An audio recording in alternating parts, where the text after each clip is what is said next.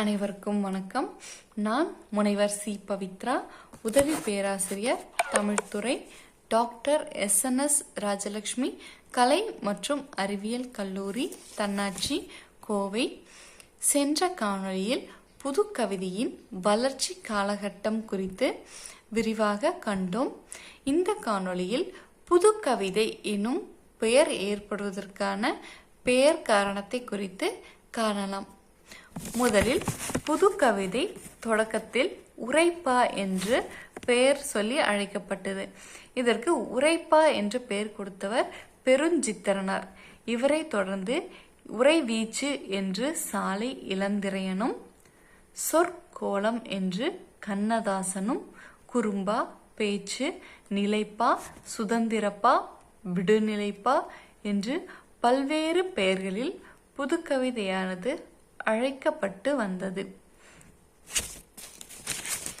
பின் தமிழில் பாரதியார் எழுதிய புது கவிதை வடிவமானது வசன கவிதை என்னும் பெயரில் எழுதப்பட்டு வந்தது. அதைத் தொடர்ந்து இந்த புது கவிதை வடிவமானது எந்த இலக்கண இலக்கிய விதிகளையும் பின்பற்றாமல் எழுதப்பட்டதால் யாப்பில்லா கவிதை என்றும் அழைக்கப்பட்டது. எத்தகைய இலக்கணத்தையும் பின்பற்றாமல் எந்த கட்டுப்பாடுகளும் இல்லாமல் இந்த புது கவிதை வடிவமானது எழுதப்படுவதால் இதற்கு கட்டற்ற கவிதை என்று வேறு பெயரும் சொல்லி அழைக்கப்படுகிறது. அது மட்டுமின்றி படிப்பதற்கும் பொருள் புரிந்து கொள்வதற்கும் இயற்றுவதற்கும் இந்த வடிவமானது, இந்த புது கவிதை வடிவம் மிகவும் எளிமையாக இருப்பதனால் இதனை இலகு கவிதை என்றும் இதன் வடிவம் பார்த்து அழைக்கப்பட்டு வருகிறது. இப்படி பல்வேறு பெயர்களால் தமிழில் அழைக்கப்பட்டு வந்த இதன் வடிவத்தை வைத்து தமிழில் அழைக்கப்பட்டு வந்த புதுக்கவிதை வடிவமானது பின்னர் 1960க்கு பின் புதுக்கவிதை என்னும் பெயரினை அடைந்தது. எப்படி இந்த புதுக்கவிதை என்னும் பெயரை அடைந்ததுன்னு பார்த்தோம்னா, இந்த புதுக்கவிதை வடிவத்திற்கு ஆங்கிலத்தில் நியூ பொயட்ரி, மாடர்ன் பொயட்ரி என்ற பெயர்கள் வைத்து அழைக்கப்பட்டது. இதன் தமிழாக்கமே இன்று புதுக்கவிதை என்னும் வடிவம் பெற்று அனைவராலும் அறியப்படுகிறது. இதனைத் தொடர்ந்து புது கவிதையின் பாடுபொருள் குறித்து காணலாம்.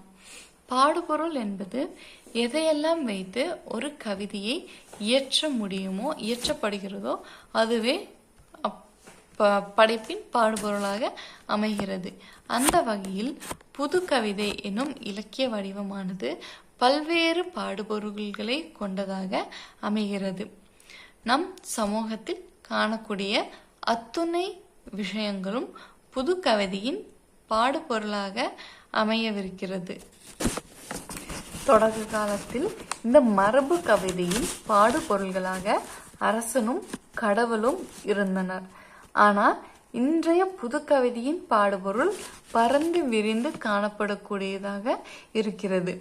இதுல இயற்கை காட்சி, மன உணர்வு, தன்னம்பிக்கை, சமூக சிக்கல்கள், பெண்ணியம், அரசியல் போன்ற அத்துணை தளங்களிலும் புது கவிதையின் பாடுபொருளானது அமைந்திருக்கிறது.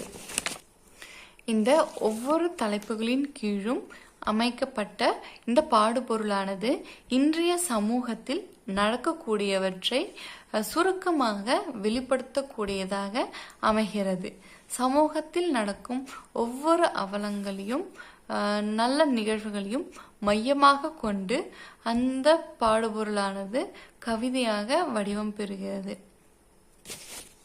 அந்த வகையில தமிழ் மொழி பற்று, பெண்ணியம், தாய்மை, சுற்றுச்சூழல் என்று சமகாலத்தில் மக்கள் சந்திக்கின்ற அனைத்தையும் பாடுபொருளாக வைத்து புது கவிதையானது எழுதப்படுகிறது.